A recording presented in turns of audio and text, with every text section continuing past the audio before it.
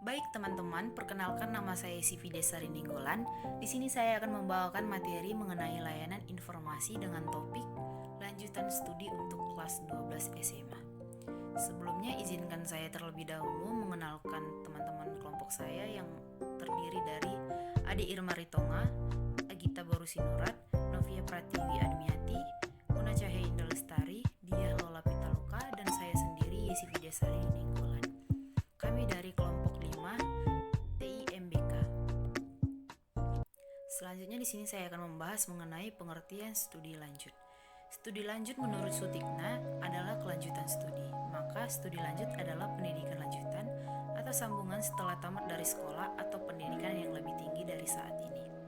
Dari pengertian tersebut dapat dipahami bahwa studi lanjut adalah pendidikan sambungan setelah lulus dari SD, SMP, SMA atau SMK atau pendidikan yang lebih tinggi dari yang ditempuh saat ini. Kegiatan studi lanjut dan merencanakan karir merupakan kegiatan yang dialami oleh semua individu dengan harapan agar kedepannya dapat menjadi orang yang sukses. Kegiatan ini juga merupakan salah satu tugas perkembangan khususnya remaja. Selanjutnya teman-teman, ada pentingnya studi lanjut. Dengan melanjutkan pendidikan yang lebih tinggi, tidak hanya bertujuan meningkatkan strata pendidikan yang diperoleh, namun juga meningkatkan kompetensi yang nantinya akan memberikan banyak kontribusi untuk kemajuan bangsa Indonesia. Di dunia yang semakin kompetitif ini, hanya orang-orang yang memiliki kompetensi lah yang akan mampu bersaing untuk menuju kesuksesan. Selanjutnya teman-teman, di sini ada pentingnya studi lanjut yang terdiri dari 5, yaitu yang pertama, membantu mewujudkan cita-cita. Sudah pasti semua orang punya cita-cita sejak ia kecil. Ada yang bercita-cita menjadi dokter, polisi, guru, hakim, dan lain sebagainya.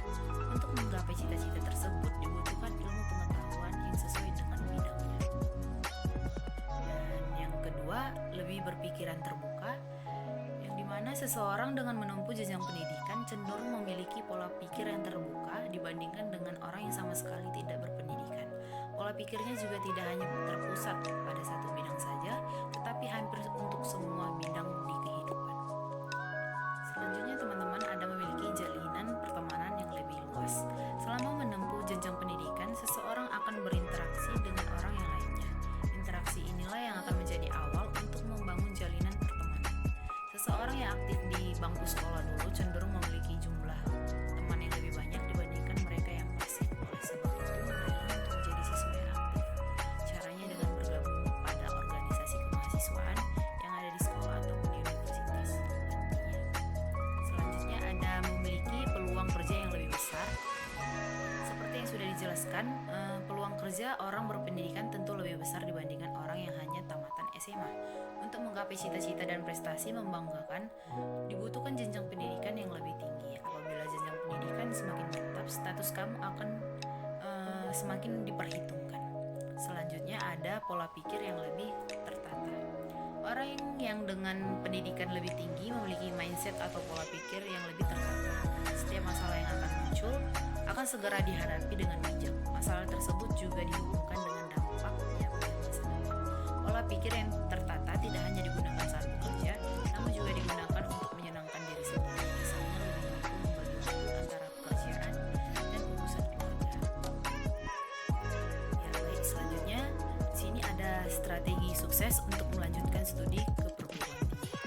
Yang pertama, tekad, minat, kemauan harus sejalan dengan kemampuan.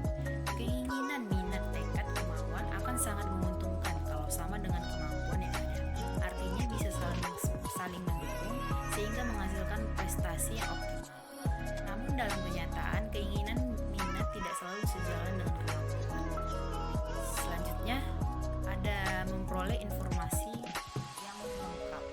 Informasi yang penting mengenai perguruan tinggi antara lain bentuk-bentuk perguruan tinggi, status perguruan tinggi, dan program pendidikan di perguruan tinggi. Selain ketiga hal tersebut juga harus diperoleh informasi mengenai jurusan-jurusan yang ada di perguruan tinggi, apa yang dipelajari, bagaimana karirnya, apa yang dia dikerjakan secara konkret dalam pekerjaannya, apa yang diperlukan dalam pekerjaan itu, dan bagaimana prospek karir ke depannya. Selanjutnya, membaca diri. Kalau kita membaca buku, maka kita tahu isi buku tersebut. Kalau kita membaca diri kita, maka kita tahu isi diri kita, bagaimana diri kita, apa yang menjadi kecenderungan kita, apa yang menjadi keunggulan dan kelemahan kita, hal-hal apa saja yang dapat kita kuasai dengan baik, dan masih banyak lagi. Selanjutnya ada pilihan, jangan diarahkan ke perguruan tingginya, tapi ke jurusannya. Yang dimana kualitas pendidikan tinggi tidak dinilai dari perguruan tingginya, tetapi dari jurusannya. Di dalam perguruan tinggi yang ternama, tidak setiap jurusannya baik.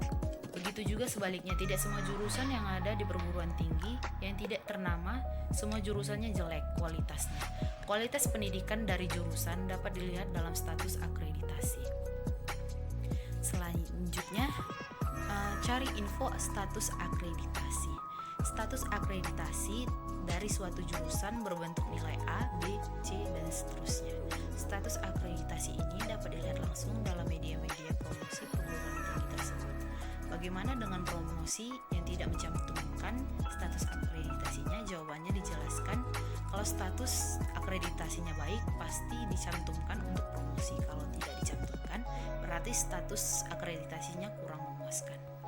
Selanjutnya adakan survei biaya, yang dimana survei biasanya sangat perlu dalam membuat rancangan pembiayaan kuliah.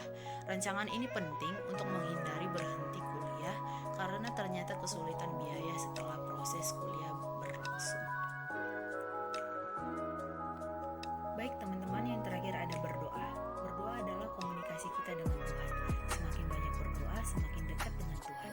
Sama juga dengan orang tua atau teman kita, semakin dekat kita dengan teman atau orang tua kita, maka kecenderungannya adalah mereka akan menuruti keinginan, kemauan kita karena sudah merasa dekat dengan kita. Mereka tidak mau menyakiti hati kita. Agaknya begitu juga dengan Tuhan. Semakin kita dekat dengan Tuhan, maka Tuhan akan mengabulkan keinginan kita, tetapi dengan catatan bahwa keinginan kita memang baik. Baik teman-teman, sekian dari saya. Kurang dan lebihnya saya mohon maaf. Saya ucapkan terima kasih.